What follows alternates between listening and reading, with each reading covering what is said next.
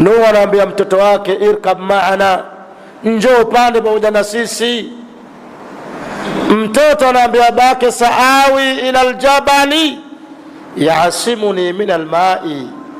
Katika surati al-Hud tuliyosoma jana, mtoto anamjibu baba, mimi nitakwenda kwenye jabali litanikinga na maji. Jazi yako mwenyewe, sina haja jahazi mimi. Akaambia, la asima alyawma min amri llah, leo hakuna kukingwa na amri ya Allah. Hii adhabu ni amri, utakimbilia wapi wewe? Bado mjadala unakwenda. Allah anasema, fahala bainahuma almauj, tahamaki wimbi likaingia kati pale, kachukuliwa katupiliwa mbalini huko. Hakuna jabali, hakuna upumbavu.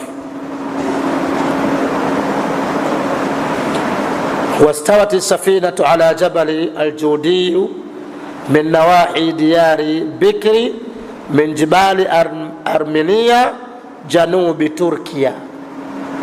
Jahazi ikawa inapelekwa na maji. Fahamalnahu ala dhati alwahi wa dusur, tukambeba katika chombo chenye mbao na misumari. Tajri biayunina, kinakwenda chini ya ukapteni wetu. Allah ndo anakiongoza.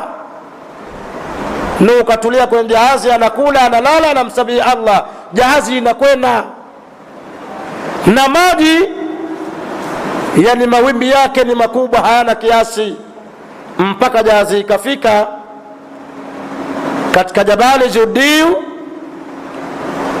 jabali Armenia, kusini mwa Uturuki, Turkia. Waqila ya ardhu bla'i ma'aki, hapo Allah akasema, ya ardhi meza maji yako sasa. Wa ya samau aqli'i, na wewe mbingu funga vizibo vyako sasa, hakuna kumimina tena. Wa ghidha alma'u, na maji yale yakakausha yakamezwa. Wa qudhiya al-amru, na jambo la kuangamizwa likawa limetimia. Wastawat ala judii wa qila bu'dan liqaumi adh-dhalimin, katika surati al-Hud. Kuangamia kuliko mbali kabisa na laana ya Allah kwa wale watu madhalim.